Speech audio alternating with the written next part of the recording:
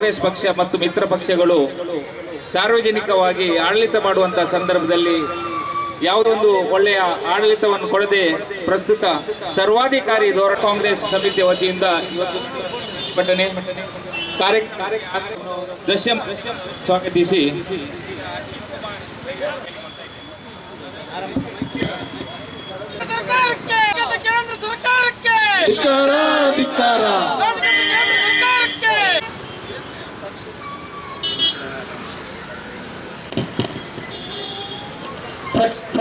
ಎಲ್ಲ ನಾಯಕರ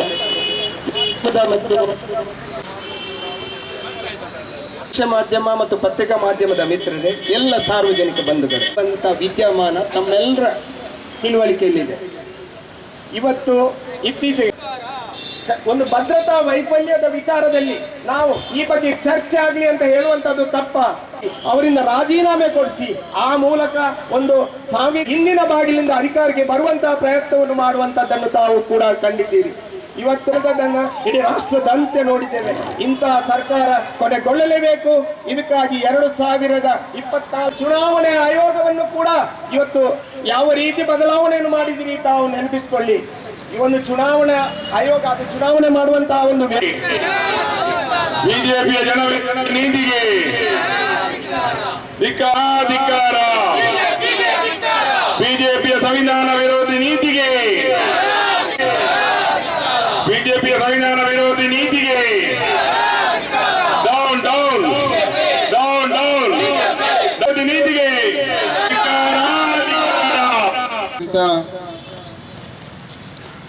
ಹಲವಾರು ರಾಜಕೀಯ ಪಕ್ಷಗಳು, ವಿರೋಧ ಪಕ್ಷದ ನಾಯಕರುಗಳು ಹಾಗೂ ಬಹಳಷ್ಟು ರಾಜಕೀಯ ಪಕ್ಷದ ಕಾರ್ಯಕರ್ತರು ದೇಶಾದ್ಯಂತ ಇವತ್ತು ದೇಶದಲ್ಲಿರುವಂತಹ ಒಂದು ಸರ್ವಾಧಿಕಾರ ಧೋರಣೆಯ ವಿರುದ್ಧ ಎಲ್ಲ ಕಡೆ ಪ್ರತಿಭಟನೆಯನ್ನ ಮಾಡ್ತಾ ಇದ್ದಾರೆ. ಕರ್ನಾಟಕದಲ್ಲೂ ಕೂಡ ಎಲ್ಲ ಜಿಲ್ಲಾ ಕೇಂದ್ರಗಳಲ್ಲಿ, ಬೆಂಗಳೂರಿನಲ್ಲೂ ಕೂಡ ಬೃಹತ್ ಪ್ರತಿಭಟನೆಯನ್ನು ಹಮ್ಮಿಕೊಂಡು ಇವತ್ತು ಯಾವ ರೀತಿಯಾಗಿ ದೇಶದ ಕೇಂದ್ರ ಮೋದಿ ಸರ್ಕಾರ ಏನಿದೆ ಇವತ್ತು ಪ್ರಜಾಪ್ರಭುತ್ವದ ಕಗ್ಗೊಲೆ ಮಾಡತಕ್ಕಂಥ ಕಾರ್ಯವೈಖರಿ ಏನಿದೆ ಅವ್ರದ್ದು, ಅದನ್ನು ಇವತ್ತು ನಾವು ತೀವ್ರವಾಗಿ ಖಂಡಿಸ್ತಾ ಇದ್ದೇವೆ. ನಮ್ಮ ದೇಶದ ಇತಿಹಾಸದಲ್ಲೇ ಏಕಾಏಕಿ 141 ಎಂಪಿಗಳನ್ನ 146 ಎಂಪಿಗಳನ್ನ ಅಮಾನತನ್ನು ಮಾಡಿ ಪಾರ್ಲಿಮೆಂಟ್ ಇಂದ ಹೊರಗಾಗ್ತಕ್ಕಂಥ ಏನೋ ಒಂದು ಅತ್ಯಂತ ಸರ್ವಾಧಿಕಾರ ಧೋರಣೆಯ ಕೃತ್ಯವನ್ನ ಇವತ್ತು ಕೇಂದ್ರ ಸರ್ಕಾರ ಮಾಡಿದೆ. ನಿಜವಾಗ್ಲೂ ಕೂಡ ಇದು ಅತ್ಯಂತ ಖಂಡನೀಯವಾದಂತ ಒಂದು ಕಾರ್ಯವನ್ನು ಅವ್ರು ಮಾಡಿದ್ದಾರೆ ಅಂತ ಹೇಳಿದ್ರೆ ಅತಿಶಯೋಕ್ತಿ ಆಗೋದಿಲ್ಲ. ನಮ್ಮ ಸಂಸತ್ ಸದಸ್ಯರು ಯಾವ ವಿಚಾರದ ಮೇಲೆ ಪ್ರತಿಭಟನೆ ಮಾಡ್ತಾ ಇದ್ರು, ಕೇಂದ್ರದಲ್ಲಾದಂತ ನಮ್ಮ ಪಾರ್ಲಿಮೆಂಟ್ ಅಲ್ಲಿ ಯಾರು ಕೆಲವು ಯುವಕರು ಪಾರ್ಲಿಮೆಂಟಿನ ಒಂದು ಭದ್ರತೆಯ ವಿಚಾರದಲ್ಲಿ ಆ ಭದ್ರತೆಯಿಂದ ಪಾರಾಗಿ ಪಾರ್ಲಿಮೆಂಟಿನ ಒಳಗಡೆ ಲೋಕಸಭೆಯಲ್ಲಿ ಒಳಗೆ ಬಂದು ದಾಂಧಲೆ ನಡೆಸಿದ್ರು. ಅದು ಅತ್ಯಂತ ಒಂದು ಸೆಕ್ಯೂರಿಟಿಯಲ್ಲಿ ಒಂದು ದೊಡ್ಡ ಒಂದು ಹಿನ್ನಡೆ ಆಯಿತು ಅಂತ ಹೇಳಿ ಅದರ ಬಗ್ಗೆ ಸರ್ಕಾರ ಸ್ಪಷ್ಟವಾದಂತ ಉತ್ತರ ಕೊಡಬೇಕು. ಯಾವ ಕಾರಣಕ್ಕೆ ಈ ತರ ಸೆಕ್ಯೂರಿಟಿ ಲ್ಯಾಪ್ಸ್ ಆಯಿತು, ಕೇಂದ್ರದ ಗೃಹ ಸಚಿವರು ಇದ್ರ ಬಗ್ಗೆ ಸ್ಪಷ್ಟೀಕರಣ ನೀಡಬೇಕು ಅಂತ ಅಷ್ಟೇ ನಮ್ಮ ಬೇಡಿಕೆ ಆಗಿತ್ತು. ಉತ್ತರ ಕೊಡಿ, ಇದ್ರ ಬಗ್ಗೆ ಮಾತನಾಡಿ, ನೀವು ಏನಾಯ್ತು ಅಂತ ಅಮಿತ್ ಶಾ ಅವರು ಪಾರ್ಲಿಮೆಂಟ್ ಅಲ್ಲಿ ಮಾತಾಡಬೇಕು ಅಂತ ನಮ್ಮ ಲೋಕಸಭಾ ಮತ್ತು ರಾಜ್ಯಸಭಾದ ಸಂಸತ್ ಸದಸ್ಯರುಗಳು ಎಲ್ಲರೂ ಕೂಡ ಅಷ್ಟೇ ಒಂದು ಒತ್ತಾಯನ ಮಾಡಿದ್ರು. ಆದರೆ ಕೇಂದ್ರ ಸರ್ಕಾರ ಅವರ ಹಠಮಾರಿ ಧೋರಣೆ ಏನಿದೆ, ನಾವು ನಿಮ್ಮ ಪ್ರಶ್ನೆಗೆ ಉತ್ತರ ನಾವು ಕೊಡೋಕೆ ರೆಡಿ ಇಲ್ಲ, ನಾವು ಯಾಕೆ ನಿಮಗೆ ಕೊಡಬೇಕು ಅಂತ ಒಂದು ಅತ್ಯಂತ ಅಹಂಕಾರದ ಒಂದು ನಿಲುವನ್ನು ತೆಗೆದುಕೊಂಡು ಅವರು ಉತ್ತರವನ್ನು ಕೂಡ ಕೊಡಲಿಲ್ಲ. ಯಾವ ರೀತಿಯಾಗಿ ಅಲ್ಲಿರ್ತಕ್ಕಂಥ ರಕ್ಷಣಾ ಒಂದು ವ್ಯವಸ್ಥೆ ಅದರಲ್ಲಿ ದೊಡ್ಡ ಒಂದು ಬಿರುಕಾಗಿತ್ತು, ಅದರ ಬಗ್ಗೆನೂ ಕೂಡ ಮಾತನಾಡಲಿಲ್ಲ. ಮತ್ತು ಯಾರು ಈ ವಿಚಾರವನ್ನ ಮಾತಾಡಬೇಕು ಅಂತ ಪಾರ್ಲಿಮೆಂಟ್ ಅಲ್ಲಿ ಹೇಳ್ತಾ ಇದ್ರು, ಅವರನ್ನೇ ಪಾರ್ಲಿಮೆಂಟ್ ಇಂದ ಹೊರಗಾಕಿ ಇವತ್ತು ಪಾರ್ಲಿಮೆಂಟ್ ಅನ್ನು ನಡೆಸಿದ್ರು. ಅನೇಕ ಕಾನೂನುಗಳನ್ನ ಪಾರ್ಲಿಮೆಂಟ್ ಅಲ್ಲಿ ಅವ್ರು ಪಾಸ್ ಮಾಡಿಕೊಂಡ್ರು. ಅಂದ್ರೆ ಇವತ್ತು ದೇಶದಲ್ಲಿ ನಮ್ಮನ್ನ ಯಾರು ಕೂಡ ಪ್ರಶ್ನೆ ಮಾಡಬಾರ್ದು. ನಾವು ಹೇಳಿದ್ದನ್ನ ಕೇಳಬೇಕು, ನಾವು ಏನ್ ಮಾಡ್ತೀವಿ ಅಂತ ನೀವು ನೋಡ್ತಾ ಇರಬೇಕು. ನೀವು ಯಾರು ಕೂಡ ಅಡ್ಡ ಬರ್ತಕ್ಕಂಥ ಒಂದು ಪ್ರಶ್ನೆ ಉದ್ಭವ ಆಗಬಾರ್ದು ಅಂತ ಆ ರೀತಿಯಾದಂತ ಒಂದು ಧೋರಣೆ ಇವತ್ತು ಕೇಂದ್ರದ ಸರ್ಕಾರ ಆಗಿದೆ, ಮೋದಿ ಅವರದಾಗಿದೆ. ಇದು ಒಂದು ಅನ್ಡಿಕ್ಲೇರ್ಡ್ ಎಮರ್ಜೆನ್ಸಿ ಅಂತಾನೆ ಹೇಳ್ಬೇಕು. ಇವತ್ತು ಎಲ್ಲ ಸಂಸ್ಥೆಗಳನ್ನ ದುರುಪಯೋಗ ಪಡಿಸ್ಕೊಳ್ತಾ ಇದ್ದಾರೆ. ಇಡೀ ದೇಶದಲ್ಲಿ ಎಲ್ಲೆಲ್ಲಿ ವಿರೋಧ ಪಕ್ಷದ ಸರ್ಕಾರಗಳಿದೆ ಅಲ್ಲಿ ರಾಜ್ಯಪಾಲರನ್ನ ಯಾವ ರೀತಿಯಾಗಿ ಉಪಯೋಗಿಸ್ತಾ ಇದ್ದಾರೆ ಎಲ್ಲ ಒಂದು ದಿವಸ ನಾವು ಪತ್ರಿಕೆಗಳು ನೋಡ್ತೀವಿ. ತಮಿಳುನಾಡು ಇರ್ಬೋದು, ಕೇರಳ ಇರ್ಬೋದು, ಹಲವಾರು ದೆಹಲಿ ಇರ್ಬೋದು, ಯಾವ ರಾಜ್ಯ ತಗೊಳ್ಳಿ ಅಲ್ಲಿ ಬಲಿಷ್ಠ ವಿರೋಧ ಪಕ್ಷ ಸರ್ಕಾರ ಇದ್ರೆ ಅವ್ರಿಗೆಲ್ಲ ರೀತಿಯ ಕಿರುಕುಳ ಕೊಡುವಂತ ಕೆಲಸವನ್ನ ಮಾಡ್ತಾ ಇದ್ದಾರೆ. ಕೇಂದ್ರ ಸರ್ಕಾರ ಎಲ್ಲ ಸಂಸ್ಥೆಗಳನ್ನ ಇವತ್ತು ಸಂಪೂರ್ಣವಾಗಿ ಸರ್ವನಾಶ ಮಾಡ್ತಾ ಇದ್ದಾರೆ. ಇವತ್ತು ಐಟಿ ಇಡಿ ಸಿಬಿಐ ಬಗ್ಗೆ ನಾವೇನು ಹೇಳ್ಬೇಕಾಗಿಲ್ಲ, ಎಲ್ಲರೂ ಕೂಡ ಗೊತ್ತಿದೆ. ಅವರು ಒಂದು ಬಿಜೆಪಿಯ ಸಪೋರ್ಟ್ ಮಾಡ್ತಕ್ಕಂಥ ವ್ಯಕ್ತಿ ಆಗಿರ್ಬೋದು, ಬಿಜೆಪಿಯ ಪಕ್ಷದವರಾಗಿರ್ಬೋದು, ಒಬ್ಬರ ಮೇಲೆ ಕೂಡ ಕ್ರಮ ತಗೊಳ್ಳಕ್ ಹೋಗೋದಿಲ್ಲ, ಯಾರನ್ನು ಕೂಡ ಅವರು ರೇಡ್ ಮಾಡೋದಿಲ್ಲ. ಕೇವಲ ವಿರೋಧ ಪಕ್ಷದವರನ್ನ ಅಥವಾ ವಿರೋಧ ಪಕ್ಷದ ಮೆಂಬರ್ಸ್ಗೆ ಪಕ್ಷಗಳಿಗೆ ಸಪೋರ್ಟ್ ಮಾಡ್ತಕ್ಕಂಥವ್ರನ್ನ ಅಂಥವ್ರ ಮೇಲೆ ಈ ಐಟಿ ಇಡಿ ಸಿಬಿಐ ಉಪಯೋಗ ಮಾಡ್ತಾ ಇದ್ದಾರೆ. ಚುನಾವಣೆ ಆಯೋಗವನ್ನ ಅವರ ಹತೋಟಿಗೆ ತಗೊಂಡಿದ್ದಾರೆ. ಇವತ್ತು ಸಿಎಜಿ ಅಂತ ಏನಿದೆ, ನಮ್ಮ ಕಂಪ್ಟ್ರೋಲರ್ ಆಡಿಟರ್ ಜನರಲ್, ಯಾರ ಲೆಕ್ಕಪತ್ರಗಳನ್ನ ನೋಡ್ತಕ್ಕಂಥ ಕೇಂದ್ರ ಸರ್ಕಾರದ ಸಂಸ್ಥೆ, ಅದನ್ನು ಕೂಡ ನಿಷ್ಕ್ರಿಯ ಮಾಡಿಟ್ಟಿದ್ದಾರೆ. ಎಲ್ಲವೂ ಕೂಡ ತಮ್ಮ ಹತೋಟಿಗೆ ತೆಗೆದುಕೊಂಡು, ಕಂಟ್ರೋಲ್ ತೆಗೆದುಕೊಂಡು ಈ ದೇಶದ ಎಲ್ಲ ಸಂಸ್ಥೆಗಳನ್ನ ಇವತ್ತು ತಮ್ಮ ಸ್ವಾರ್ಥಕ್ಕೋಸ್ಕರ, ರಾಜಕೀಯ ಒಂದು ಪಕ್ಷದ ಲಾಭಕ್ಕೋಸ್ಕರ ಉಪಯೋಗ ಮಾಡ್ತಾ ಇದ್ದಾರೆ ಹೊರತು ದೇಶದ ಬೆಳವಣಿಗೆ, ದೇಶದ ಒಂದು ನಮ್ಮ ಪ್ರಜಾಪ್ರಭುತ್ವದ ಒಂದು ಭವ್ಯ ಇತಿಹಾಸ ಏನಿದೆ ಅದನ್ನ ದುರ್ಬಲ ಮಾಡತಕ್ಕಂಥ ಕೆಲಸ ಇವತ್ತು ಕೇಂದ್ರ ಸರ್ಕಾರ ಮಾಡ್ತಾ ಇದೆ. ಖಂಡಿತವಾಗಿಯೂ ಇದು ಯಾವ ನಮ್ಮ ರಾಷ್ಟ್ರ ಜಾತ್ಯತೀತ ರಾಷ್ಟ್ರ, ಎಲ್ಲ ಜಾತಿ ಧರ್ಮ ಭಾಷೆಗೆ ಸಮಾನವಾಗಿ ನೋಡ್ಬೇಕು ಅಂತ ಹೇಳ್ತೀವಿ. ಅದೇ ಇವತ್ತು ಜಾತ್ಯತೀತ ಕೂಡ ತೆಗಿತಾ ಇದ್ದಾರೆ, ಸಮಾಜವಾದ ಸಿದ್ಧಾಂತ ತೆಗಿತಾ ಇದ್ದಾರೆ. ಸಾಮಾನ್ಯ ಜನರು ಇವತ್ತು ಬದುಕು ಕಷ್ಟ ಆಗ್ತದೆ, ಬೆಲೆ ಏರಿಕೆ ಹೆಚ್ಚಾಗ್ತಾ ಇದೆ, ನಿರುದ್ಯೋಗ ಹೆಚ್ಚಾಗ್ತಾ ಇದೆ. ಆದ್ರೆ ಇವತ್ತು ಕೇಂದ್ರ ಸರ್ಕಾರ ಕೇವಲ ಶ್ರೀಮಂತರ ಪರವಾಗಿ, ಶ್ರೀಮಂತರು ಹೆಚ್ಚು ಹಣ ಮಾಡ್ತಾ ಇದ್ದಾರೆ, ಲಕ್ಷ ಕೋಟಿ ಅವರದ್ದು ಮಾಫ್ ಮಾಡ್ತಾರೆ ಬ್ಯಾಂಕ್ಗಳಲ್ಲಿ. ಇವತ್ತೇ ಪೇಪರ್ ಓದ್ತಾ ಇದ್ದೆ, ಮೋದಿಯ ಸರ್ಕಾರ ಬಂದ್ಮೇಲೆ ಸುಮಾರು 20 ಲಕ್ಷ ಕೋಟಿಯಷ್ಟು ಸಾಹುಕಾರ ಬ್ಯಾಂಕಿನ ಲೋನ್ಗಳನ್ನ ಮಾಫ್ ಮಾಡಿ ಇವತ್ತಿನ ದಿವಸ ಅವರಿಗೆ ಯಥೇಚ್ಛವಾದಂತ ಬೆಂಬಲ ಕೊಡ್ತಾ ಇದ್ದಾರೆ. ಸಾಮಾನ್ಯ ಜನರ ಬದುಕು ಇವತ್ತು ಎಷ್ಟು ಕಷ್ಟ ಆಗ್ತದೆ.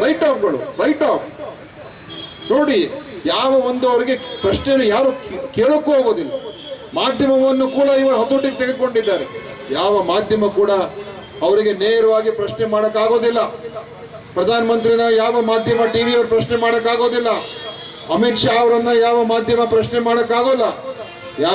ಯಾರಾದ್ರೂ ಒಂದು ಮಾಧ್ಯಮದವರು ಅವ್ರಿಗೆ ಪ್ರಶ್ನೆ ಮಾಡಿದ್ರೆ ನಾಳೆನೆ ಆ ಮಾಧ್ಯಮದ ಮೇಲೆ ರೇಡ್ ಮಾಡ್ತಾರೆ, ಆ ಮಾಧ್ಯಮ ಕಂಪನಿಗಳನ್ನ ಟೇಕ್ ಓವರ್ ಮಾಡ್ತಾರೆ, ಆ ಕಂಪನಿಗಳನ್ನ ಮುಚ್ಚಾಕುವಂತ ಪ್ರಯತ್ನ ಮಾಡ್ತಾರೆ. ಒಂದು ಹೆದರಿಕೆಯ ವಾತಾವರಣ, ಅಭಿವ್ಯಕ್ತಿಯ ಸ್ವಾತಂತ್ರ್ಯ ಏನಿದೆ ಅದು ಕೂಡ ಇವತ್ತು ದೇಶದಲ್ಲಿ ಹೋಗ್ತಾ ಇದೆ. ಇದೆಲ್ಲ ಮುಂದಿನ ದಿವಸಗಳಲ್ಲಿ ಇವತ್ತೇನ್ ಮೋದಿ ಅವರು ತಿಳ್ಕೊಂಡಿದ್ದಾರೆ, ಮೂರನೇ ಬಾರಿಗೆ ಪ್ರಧಾನಮಂತ್ರಿ ಆದ ನಂತರ ದೇಶದಲ್ಲಿ ಬಹುಶಃ ಸಂವಿಧಾನ ಕೂಡ ಉಳಿಯೋದಿಲ್ಲ, ಯಾವ ಸಂಸ್ಥೆ ಕೂಡ ಉಳಿಯೋದಿಲ್ಲ, ಕೇವಲ ಮೋದಿ ಅವರ ಪೂಜೆ ಮಾಡ್ಕೊಂಡು ಕೂತ್ಕೊಳ್ಬೇಕು, ಆ ರೀತಿಯಾದಂತಹ ವ್ಯವಸ್ಥೆ ತೆರೆದು ಕೊಟ್ಟುಬಿಟ್ಟಿದ್ದಾರೆ. ಖಂಡಿತವಾಗಿಯೂ ಇದು ನಾವು ಹೋರಾಟ ಮಾಡಲೇಬೇಕು. ಇದನ್ನ ನಿಲ್ಲಿಸದೆ ಹೋದ್ರೆ ಏನು ಒಂದು ಭವ್ಯ ಇತಿಹಾಸ ಸಂಸ್ಕೃತಿ ದೇಶದಲ್ಲಿ ನಾವು ಕಟ್ಕೊಂಡು ಸ್ವತಂತ್ರ ಹೋರಾಟದಿಂದ ಬಂದು 75ಕ್ಕಿಂತ ವರ್ಷಗಳಿಂದ ಹೆಚ್ಚು ಇವತ್ತು ದೇಶ ಕಟ್ಟಿ ಇವತ್ತು ಒಂದು ಏನು ನಾವು ನಮ್ಮ ಸ್ವಾತಂತ್ರ್ಯದ ಬಗ್ಗೆ, ನಮ್ಮ ಒಂದು ಮೂಲಭೂತ ಹಕ್ಕುಗಳ ಬಗ್ಗೆ ನಮ್ಗೆ ಗೌರವ ಇದೆ, ಗರ್ವ ಇದೆ, ಅದೆಲ್ಲವೂ ಕೂಡ ಸರ್ವನಾಶ ಹೋಗ್ತಕ್ಕಂಥ ಸಂದರ್ಭ ಸನ್ನಿವೇಶ ಬರ್ತಕ್ಕಂಥದ್ದು ಹತ್ರ ಆಗ್ತಾ ಇದೆ. ದಿನ ನೋಡ್ತಾ ಇದ್ದೀವಿ ನಾವು, ದಿನ ಆ ಒಂದು ನಮ್ಮ ಮೂಲಭೂತ ಹಕ್ಕುಗಳು ಅದು ಕ್ಷೀಣಿಸ್ತಾ ಇದೆ. ಯಾರು ಬೇಕಾದ್ರೂ ಜೈಲಿಗೆ ಹಾಕ್ತಾರೆ, ಯಾರು ಬೇಕಾದ್ರೂ ಒಳಗೆ ಹಾಕ್ಸ್ತಾರೆ, ಯಾರನ್ನು ಬೇಕಾದ್ರೂ ಕೂಡ ಮುಚ್ಚಾಕ್ತಾರೆ. ಇದು ಮತ್ತು ಯಾವುದೇ ಭಯ ಭೀತಿ ಇಲ್ಲದೆ ಮಾಡ್ತಾ ಇದ್ದಾರೆ. ಅದರಿಂದ ನಾವು ಖಂಡಿತವಾಗಿಯೂ ಇದನ್ನು ಹೋರಾಟ ಮಾಡೋಣ. ಇವತ್ತು ಎಲ್ಲಾ ರಾಜಕೀಯ ಪಕ್ಷಗಳು, ವಿರೋಧ ಪಕ್ಷಗಳು ಒಗ್ಗಟ್ಟಾಗಿ ಇವತ್ತು ದೆಹಲಿಯಲ್ಲಿ ಜಂತರ್ ಮಂತರ್ನ ಹೋರಾಟ ಮಾಡ್ತಾ ಇದ್ದಾರೆ. ನಾವು ಖಂಡಿತವಾಗಿಯೂ ಇದನ್ನ ಮಾಡೋದಕ್ಕೆ ಬಿಡೋದಿಲ್ಲ. ದೇಶವನ್ನು ಉಳಿಸುವಂತ ಕೆಲಸ ನಾವೆಲ್ಲರೂ ಕೂಡ ಸೇರಿ ಮಾಡೋಣ. ಈ ಒಂದು ಸರ್ವಾಧಿಕಾರ ಧೋರಣೆ ಇರ್ತಕ್ಕಂಥ ಪ್ರಧಾನಮಂತ್ರಿಯವರು, ಈ ಅಮಿತ್ ಶಾ ಅವರು, ಇವರನ್ನ ನಾವು ನಿಲ್ಲಿಸದೆ ಹೋದ್ರೆ ಮುಂದಿನ ದಿವಸಗಳು ಕರಾಳ ದಿನಗಳು ದೇಶಕ್ಕೆ ಬರ್ತಕ್ಕಂಥದ್ರಲ್ಲಿ ಸಂದೇಹವಿಲ್ಲ. ನಮ್ಮ ಹೋರಾಟ ಇದೇ ರೀತಿಯಾಗಿ ಎಲ್ಲರೂ ಕೂಡ ಸೇರಿಸಿ ಮುನ್ನುಗ್ಗೋಣ ಅಂತ ಹೇಳಿ ಇವತ್ತು ಈ ಒಂದು DCC ನಮ್ಮ ಜಿಲ್ಲಾ ಕಾಂಗ್ರೆಸ್ ಸಮಿತಿಯವರು ಆಯೋಜನೆ ಮಾಡಿರ್ತಕ್ಕಂಥ ಈ ಕಾರ್ಯಕ್ರಮದಲ್ಲಿ ನನಗೂ ಕೂಡ ಕರೆಸಿದ್ದಕ್ಕೆ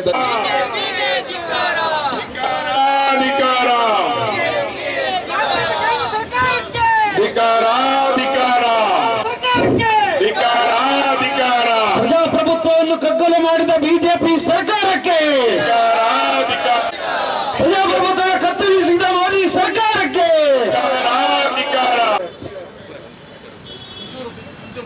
ಕೆಲವು ವ್ಯಕ್ತಿಗಳು ನುಗ್ಗಿರ್ತಕ್ಕಂಥದ್ದು ಇದು ಗಂಭೀರವಾದ ವಿಷಯ. ಪಾರ್ಲಿಮೆಂಟ್ ನಡೀತಿರ್ತಕ್ಕಂಥ ಸಂದರ್ಭದಲ್ಲಿ ಪಾರ್ಲಿಮೆಂಟಿನ ಒಳಗೆ ಬಂದು ಭಯದ ವಾತಾವರಣ ನಿರ್ಮಾಣ ಮಾಡಿರ್ತಕ್ಕಂಥ ಘಟನೆಯನ್ನ ಬಹುಶಃ ದೇಶ ಜನ ಗಂಭೀರವಾಗಿ ಪರಿಗಣಿಸಬೇಕಾಗಿದೆ. ಅದಕ್ಕಾಗಿ ಸದನ ನಡೆಯತಕ್ಕಂಥ ಸಂದರ್ಭದಲ್ಲಿ ನಮ್ಮ ಇಂಡಿಯಾ ಒಕ್ಕೂಟ ಈ ವಿಷಯವನ್ನ ಲೋಕಸಭೆಯಲ್ಲಿ ಚರ್ಚೆ ಮಾಡಬೇಕು ಅಂತ ಬಹಳ ಗಂಭೀರವಾದ ವಿಷಯ ಪರಿಗಣಿಸಿ ಚರ್ಚೆಗೆ ಅವಕಾಶ ಮಾಡಿಕೊಡ್ಬೇಕು ಅಂತ ಹೇಳ್ತಕ್ಕಂಥ ಒತ್ತಾಯವನ್ನು ಮಾಡ್ತಕ್ಕಂಥ ಸಂದರ್ಭದಲ್ಲಿ ಇವತ್ತು ಈ ದೇಶದ ಪ್ರಜಾಪ್ರಭುತ್ವ ವ್ಯವಸ್ಥೆ ಎಲ್ಲಿವರೆಗೆ ಹೋಗಿದೆ ಅಂತ ಹೇಳಿದ್ರೆ ಈ ಘಟನೆಯನ್ನ ಲೋಕಸಭೆಯಲ್ಲಿ ಚರ್ಚೆ ಮಾಡತಕ್ಕಂಥ ಅವಕಾಶವನ್ನ ಬಹುಶಃ ಒಂದು ಆಡಳಿತ ಪಕ್ಷ ಇದರ ಬಗ್ಗೆ ತಾತ್ಸರ ಮನೋಭಾವವನ್ನು ವ್ಯಕ್ತಿಸಿ ಈ ಒಂದು ಒತ್ತಾಯಕ್ಕೆ ಮಾನ್ಯತೆ ಕೊಡುವುದು ಮಾತ್ರ ಅಲ್ಲ, ಇದು ಬೇಕು ಅಂತ ಒತ್ತಾಯ ಮಾಡಿರ್ತಕ್ಕಂಥ ಸಂಸತ್ ಸದಸ್ಯರ ಅಮಾನತು ಮಾಡಿರ್ತಕ್ಕಂಥದ್ದು ದೇಶದ ಒಂದು ದೊಡ್ಡ ಕೈ ಘಟನೆ ಅಂತ ಹೇಳಿ ನಾವು ಪರಿಗಣಿಸಬೇಕಾಗಿದೆ ಅಂತ ಹೇಳ್ತಕ್ಕಂಥ ಮಾತನ್ನು ನಾನು ಹೇಳಲಿಕ್ಕೆ ಇಷ್ಟಪಡ್ತಾ ಇದ್ದೀನಿ. ಇದು ಕರಾಳ ದಿನ. ಬಹುಶಃ ಪ್ರಜಾಪ್ರಭುತ್ವ ವ್ಯವಸ್ಥೆಯಲ್ಲಿ ಇದೊಂದು ಕರಾಳ ದಿನ. ಬಹುಶಃ ನಾನು ತಿಳಿದಾಗೆ ಸದನ ನಡೀತಕ್ಕಂಥ ಸಂದರ್ಭದಲ್ಲಿ ಸದನದಲ್ಲಿ ಇಂತಹ ಘಟನೆಗಳು ನಡೆದಾಗ ಉತ್ತರ ದೇಶದಲ್ಲಿ ಏನಾದ್ರೂ ದೊಡ್ಡ ಘಟನೆ ನಡೆದಾಗ ಉತ್ತರ ಕೊಡ್ತಕ್ಕಂಥ ಹೊಣೆಗಾರಿಕೆ ಜವಾಬ್ದಾರಿ ಆಡಳಿತ ಪಕ್ಷದ ಮೇಲಿದೆ. ಆ ಸದನ ನಡೀತಕ್ಕಂಥ ಸಂದರ್ಭದಲ್ಲಿ ಉತ್ತರ ಕೊಡ್ತಕ್ಕಂಥ ಮನೋಸ್ಥಿತಿ ಇವತ್ತು ಆಡಳಿತ ಪಕ್ಷಕ್ಕೆ ಇಲ್ಲ. ಕೆಲವು ಮಂದಿ ಇವತ್ತು ಲೋಕಸಭೆ ಒಳಗೆ ಮಾತಾಡಲಿಲ್ಲ, ಹೊರಗಡೆ ನಿಂತು ಮಾತಾಡ್ತಾರೆ, ಸಭೆಗಳಲ್ಲಿ ನಿಂತು ಮಾತಾಡ್ತಾರೆ, ಇಲ್ಲ ಸಲ್ಲದ ಸಂಬಂಧವನ್ನು ಕಲ್ಪಿಸಿ ಮಾತಾಡ್ತಾರೆ. ಇದು ಪ್ರಜಾಪ್ರಭುತ್ವ ವ್ಯವಸ್ಥೆಯಲ್ಲಿ ಲೋಕಸಭೆ ನಡೀತಿರ್ತಕ್ಕಂಥ ಸಂದರ್ಭದಲ್ಲಿ ಹೊರಗಡೆ ಮಾತಕ್ಕಂಥದ್ದು ಇದು ಒಂದು ಸಂವಿಧಾನ ಬಾಹಿರ ವಿಚಾರ ಅಂತ ಹೇಳ್ತಕ್ಕಂಥದ್ದು ತಾವು ಗಮನಿಸಬೇಕು. ಬಹುಶಃ ಪಬ್ಲಿಕ್ ಆಗಿ ಮಾತಾಡ್ತಕ್ಕಂಥ ಇನ್ನೊಂದು ಮಾತಾಡ್ತಕ್ಕಂಥ ಬಹುಶಃ ಅವರಿಗೆ ಪ್ರಜಾಪ್ರಭುತ್ವ ವ್ಯವಸ್ಥೆ ಮೇಲೆ ಎಲ್ಲಿವರೆಗೆ ನಂಬಿಕೆ ಇಲ್ಲ ಅಂತ ಹೇಳುವುದನ್ನು ನಾವು ಅರ್ಥ ಮಾಡಬೇಕಾಗಿದೆ. ಭಾರತೀಯ ಜನತಾ ಪಕ್ಷ ಹಿಂದಿನಿಂದಲೂ ನಾನು ಇವತ್ತು ಮೂಲ ವಿಚಾರವನ್ನ ಹೇಳಲಿಕ್ಕೆ ಹೋಗ್ತಾ ಇದ್ದೀನಿ. ಅವರು ಯಾವತ್ತೂ ಕೂಡ ಪ್ರಜಾಪ್ರಭುತ್ವ ವ್ಯವಸ್ಥೆಗೆ ಗೌರವ ಮಾನ್ಯತೆ ಕೊಡ್ತಕ್ಕಂಥ ಕೆಲಸವನ್ನು ಮಾಡಿರ್ತಕ್ಕಂಥ ವ್ಯಕ್ತಿಗಳಲ್ಲ. ಇವತ್ತು ದಿನೇಶ್ ಗುಂಡ್ರಾಯರು ಅನೇಕ ವಿಚಾರಗಳನ್ನು ಮಾತಾಡಿದ್ದಾರೆ. ಬಹುಶಃ ನಾನು ಮತ್ತೆ ಅದನ್ನ ಉಲ್ಲೇಖ ಮಾಡ್ಲಿಕ್ಕೆ ಹೋಗುವುದಿಲ್ಲ. ಇವತ್ತು ತಮಗೆ ಇಷ್ಟ ಇಲ್ಲದಂತ ಜನರನ್ನ ಅವರನ್ನು ಒಳಗೆ ಹಾಕುವಂತ ಪ್ರಕ್ರಿಯೆಯನ್ನು ಮಾಡ್ತಾ ಇದ್ದಾರೆ. ಯಾರು ಇವತ್ತು ದೇಶಕ್ಕಾಗಿ ದುಡಿಯತಕ್ಕಂಥ ವ್ಯಕ್ತಿಗಳನ್ನು ಅವರ ಸಂಘಟನೆಗಳನ್ನು ಆ ಪಕ್ಷದ ಜನರನ್ನ ದೇಶ ದ್ರೋಹಿಗಳನ್ನು ಮಾಡ್ತಕ್ಕಂಥ ಒಂದು ಪ್ರಯತ್ನವನ್ನ ಬಹುಶಃ ಈ ದೇಶದ ಆಡಳಿತ ಮಾಡ್ತಕ್ಕಂಥ ಮೋದಿ ಸರ್ಕಾರ ಮಾಡ್ತಾ ಇದೆ ಅನ್ನುವಂಥದ್ದನ್ನು ತಾವು ಗಮನಿಸಬೇಕು.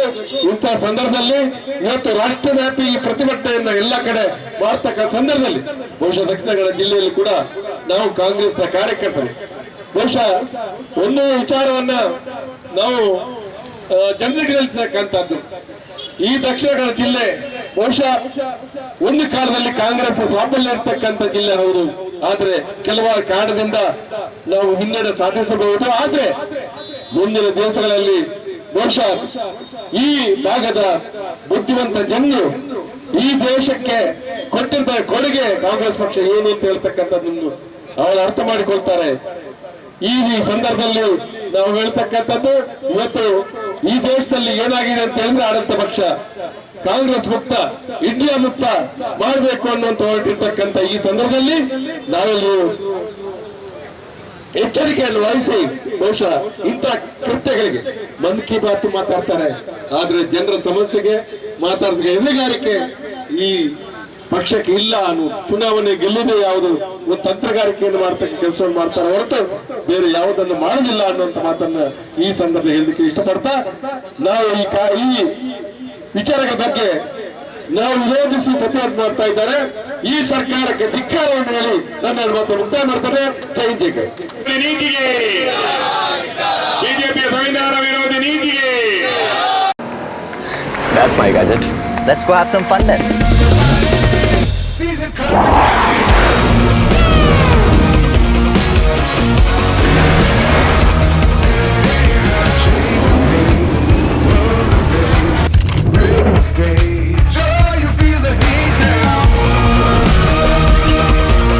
Introducing the hot and techy Brezza SCNG.